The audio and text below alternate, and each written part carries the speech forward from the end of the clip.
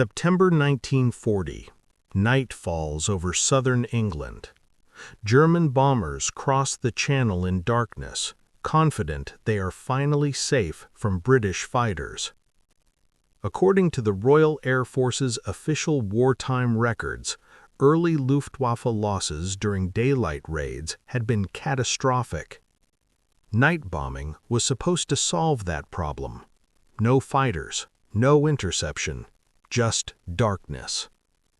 But British radar operators already knew something the Germans did not. As documented in RAF Fighter Command intelligence summaries held at the UK National Archives, every German aircraft crossing the Channel was already being tracked, not by sight, but by radio waves. This was not luck. It was the first fully integrated air defense system in human history. Britain's radar system was called Chain Home. According to Air Ministry technical reports from 1938 to 1940, these radar stations could detect aircraft more than 100 miles away, even at night or through cloud. Each station fed information to centralized filter rooms, where plots were assembled into a live map of enemy movements. As described in The Most Dangerous Enemy by historian Stephen Bungay, Britain did not rely on radar alone. Radar was only the sensor. The real weapon was coordination. Fighter Command used radar to decide when to scramble fighters, decide where to send them, decide how many aircraft were needed. German bombers believed they were invisible. In reality, they were being guided into interception corridors. Captured German intelligence assessments from 1940, preserved in the Bundesarchiv, reveal something astonishing. The Luftwaffe knew Britain had radar. They simply didn't believe it worked. German analysts assumed radar was unreliable, fragile, and easily disrupted. Luftwaffe doctrine focused on visual spotting and radio reports from pilots.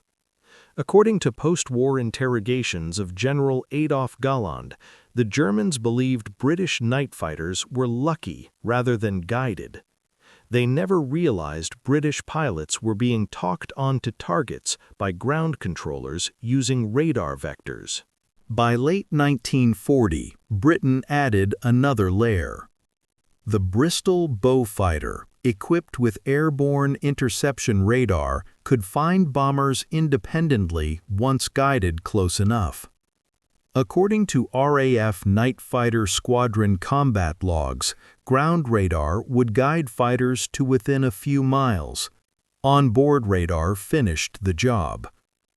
German bomber crews began reporting something terrifying.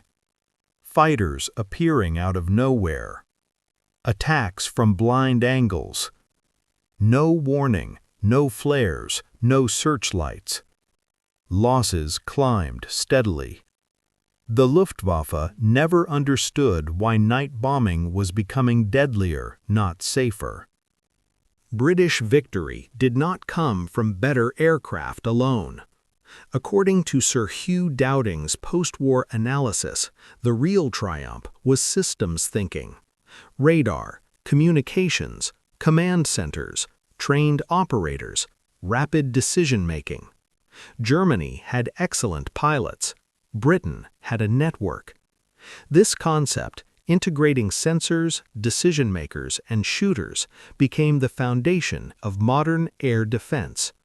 NATO air command systems today still trace their structure back to Chain Home.